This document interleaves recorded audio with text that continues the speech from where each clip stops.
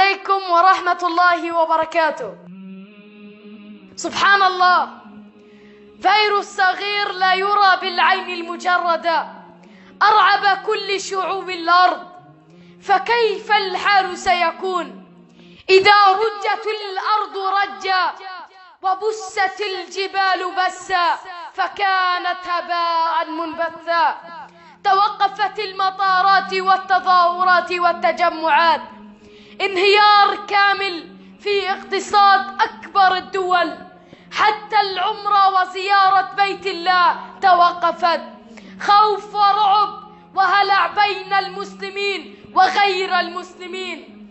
فكيف سيكون الحال إذا زلزلت الأرض زلزالها وأخرجت الأرض أثقالها؟ اتقوا الله عباد الله واستغفروه وعودوا إليه وتوبوا لعلكم ترحمون. اللهم احفظ بلاد المسلمين من الداء والوباء وظلم ذوي القربى والأعداء يا